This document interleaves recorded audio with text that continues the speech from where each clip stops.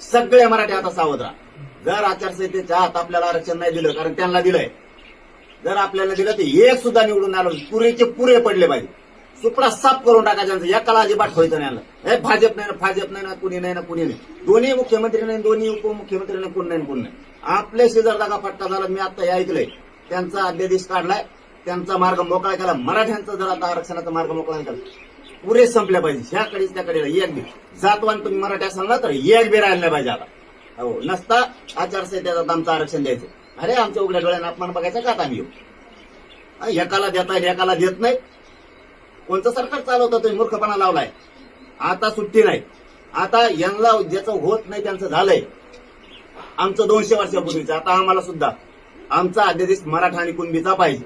तुम्ही नाही दिला की तुम्ही खलास, तुम्हाला सुट्टी देत नाही. आता आमचे पॉईंट बी बदलले. एकाला एक न्याय, एका जातीला दुसऱ्या जातीला तिसरा